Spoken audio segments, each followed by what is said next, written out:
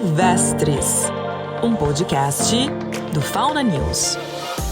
Após 37 anos e muito trabalho do poder público, de pesquisadores e de ambientalistas, as ararinhas azuis voltaram a se reproduzir na natureza. Em 29 de outubro, a ONG alemã Associação para a Conservação de Papagaios Ameaçados, conhecida como ACTP, anunciou o nascimento de 2 filhotes. A espécie estava extinta na natureza desde o ano 2000, quando a derradeira ararinha que vivia livre no sertão da Bahia desapareceu, e a última ninhada selvagem que se tem registro é de 1986.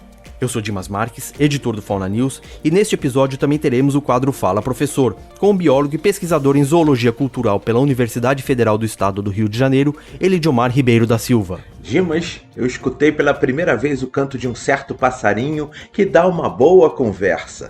Apesar de o professor não adiantar sobre o que ele vai falar, vou dar um spoiler. Tem a ver com o Piauí e com uma ave chamada saci.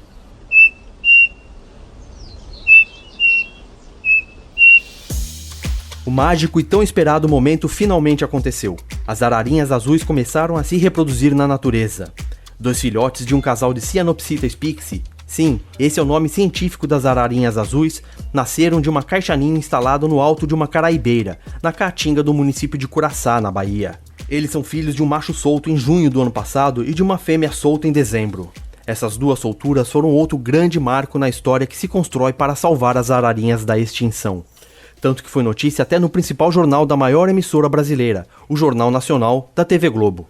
A ararinha azul, espécie típica da Bahia, que estava extinta na natureza, voltou a voar livre pela Caatinga depois de mais de 20 anos. A primeira leva de aves soltas tinha 8 ararinhas, a segunda envolveu 12. Mas deixa eu contar na ordem cronológica, de forma bem resumida, um pouco dessa história. A Cyanopsita spixi é uma das 4 espécies de araras azuis que se tem registro. Além dela, temos a arara azul grande, a arara azul de Lear e a arara azul pequena, que já foi extinta. As ararinhas têm corpo com menos de 60 centímetros e em cativeiro chegam a pesar 400 gramas. Sua plumagem não é de um azul tão intenso como a das outras araras azuis. É de um azul mais claro, com tons acinzentados no pescoço e cabeça. Pesquisadores acreditam que a espécie ocorria nas florestas de galeria ao longo de riachos da região do Rio São Francisco, na Bahia. Nessas matas predominavam as caraibeiras. A alteração desse ambiente promovida pela ocupação humana, pela agricultura e até pelo alagamento causado pela construção da barragem da usina hidrelétrica de Sobradinho na década de 1970 são responsáveis pelo declínio da espécie. Para piorar a situação, essas belas araras eram cobiçadas pelo tráfico de fauna. E a captura constante de filhotes nas décadas de 1960, 1970 e 1980 foi fulminante para a extinção na natureza. Somente ricos colecionadores de fora do Brasil tinham ararinhas. Em 2012, quando começou o Plano de Ação Nacional para a Conservação da Ararinha Azul, só existiam 79 aves da espécie. Desse total, apenas 5 viviam no Brasil, sendo que 4 estavam em poder do governo brasileiro. Outras 59 estavam no Catar, 9 na Espanha e 6 na Alemanha. Como que essas aves de origem brasileira foram parar em renomadas instituições estrangeiras, algumas ditas conservacionistas, isso ninguém explica. Mas sigamos em frente. A alteração de habitat e o tráfico de fauna dizimaram a população de ararinhas azuis. Somente na década de 1990, o governo brasileiro começou a se mobilizar para salvar a espécie. Mas as iniciativas, que inclusive tentaram formar um casal com a última ararinha de vida livre, que era um macho, e uma fêmea de cativeiro, não obtiveram sucesso. Nessa época ocorreram os últimos registros de uma Cyanopsita spixi vivendo livre na Caatinga baiana.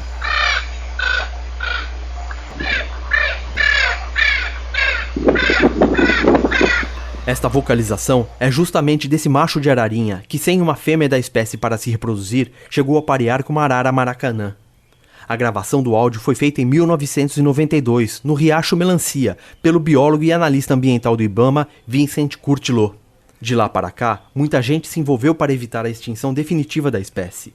O Plano de Ação Nacional para a Conservação da Ararinha Azul foi estruturado a partir de 2012 com o objetivo de repatriar ararinhas, construir um centro de reprodução e treinamento das aves, reproduzi-las, preparar o habitat na Bahia para recebê-las, o que incluiu a criação de 2 unidades de conservação para, finalmente, devolvê-las à natureza.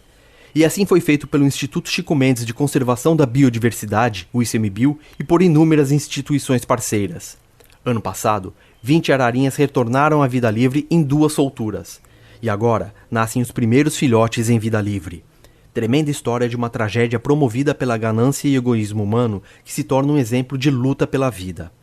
Mas será que só conseguimos realmente nos esforçar pelo certo quando estamos prestes a cair no abismo?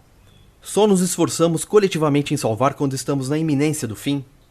Essas perguntas fazem todo sentido quando vemos o intenso tráfico de papagaios verdadeiros, por exemplo, que há décadas ocorre no país. Dia 20 de outubro, o Fauna News noticiou a apreensão de 2 traficantes de animais com 206 filhotes da espécie pela Polícia Militar Rodoviária do Mato Grosso do Sul.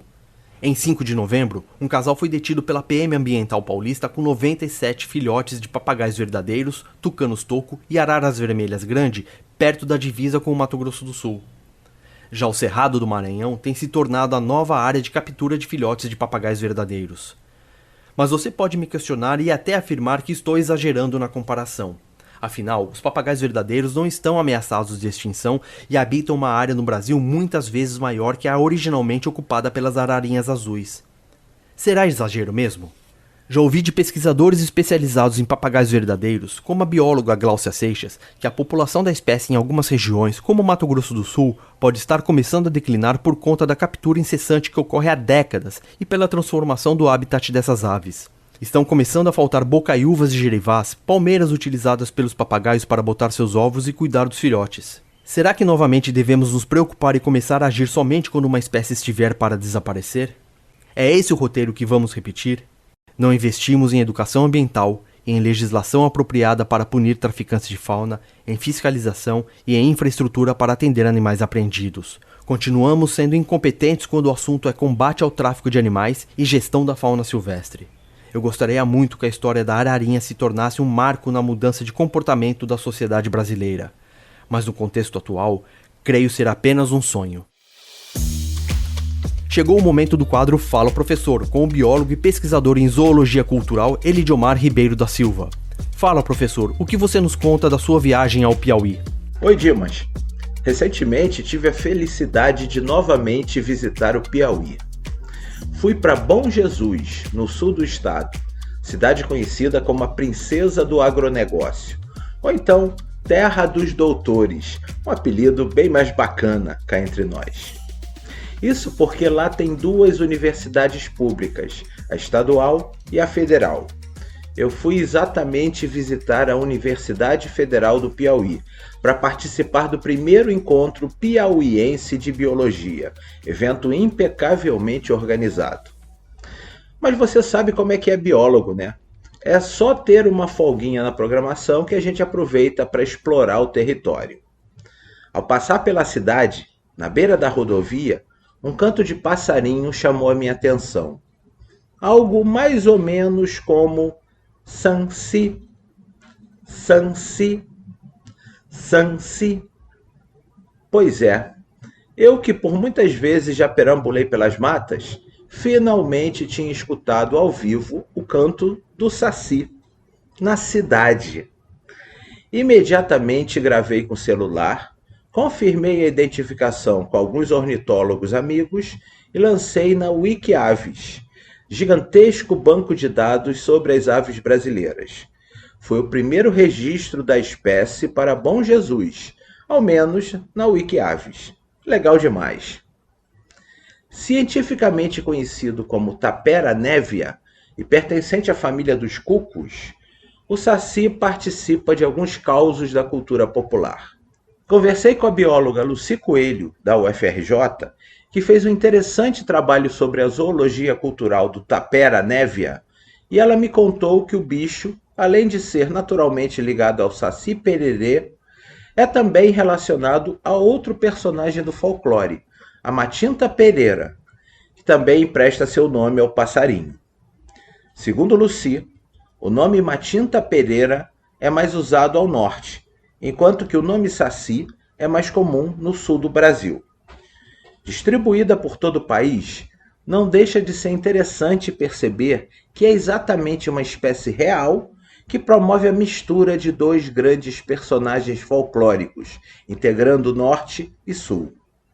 Vale destacar que é comum que as aves ganhem nomes baseados no barulho que elas fazem.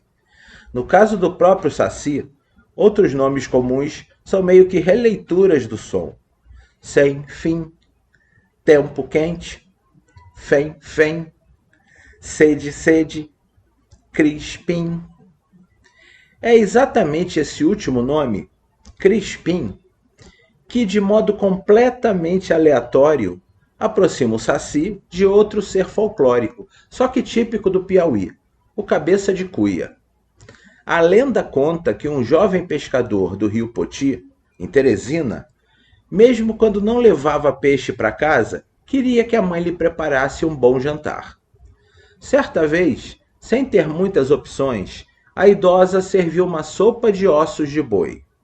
Furioso, o filho arremessou um dos ossos contra a mãe, a ferindo mortalmente.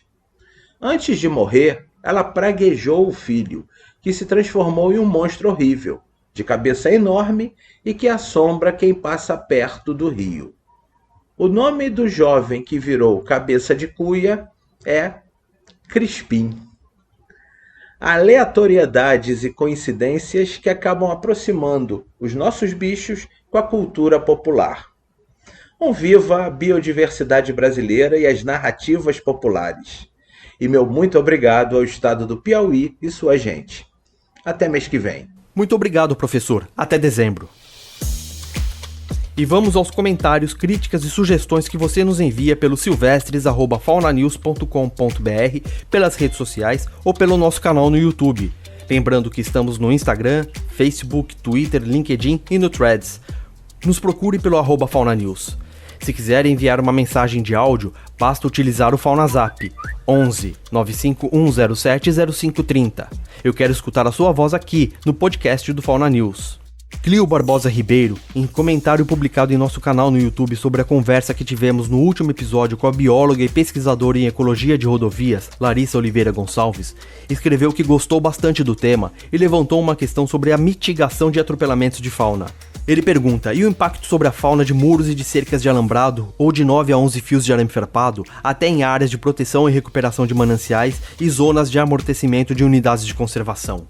O Clio deixou a pergunta sem mais informações para contextualizá-la, mas creio que cercas e muros, pelo que converso com os pesquisadores, podem ajudar a mitigar impactos, mas também gerar outros problemas. Se mal planejadas, podem confinar animais dentro das pistas, e se não estiverem conduzindo animais para passagens de fauna, se transformam em barreiras e podem piorar o isolamento de populações. Obrigado pelo comentário, Clio.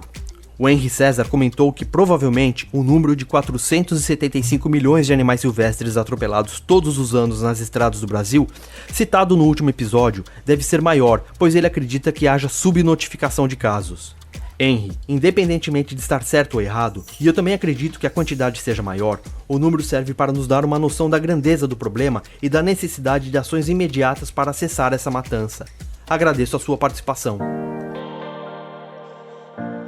Chegamos ao final deste episódio de Silvestres. Se você está nos acompanhando pelo YouTube, acione o sininho e avalie o episódio. Agora, se você está em alguma plataforma de áudio como Spotify ou Deezer, não esqueça de nos seguir e nos avaliar. Sua participação é extremamente importante, pois incentiva as plataformas a distribuírem os episódios para mais gente. No portal faunanews.com.br tem bastante conteúdo sobre animais silvestres. Para receber matérias e artigos gratuitamente pelo WhatsApp, envie uma mensagem para o FaunaZap 11 95107 0530. Se você prefere ficar bem informado por e-mail, basta assinar a newsletter do Fauna. Toda sexta-feira enviamos a newsletter com as notícias mais importantes sobre animais silvestres que foram divulgadas pelo Fauna News e por outros veículos de imprensa. É de graça. Basta entrar no faunanews.com.br e fornecer seu e-mail no formulário que está no final da página. E o nosso primeiro livro? Já baixou o Entre os Caminhos da Ecologia de Transportes, Desafios para a Conservação da Fauna? É gratuito também. São 101 artigos publicados na coluna Fauna e Transportes do portal Fauna News, com reflexões sobre os diferentes impactos causados pelos meios de transportes e as soluções para reduzi-los. Acesse o portal Fauna News para baixá-lo gratuitamente. Procure a área Livros do Fauna na seção Projetos, que está no menu do site.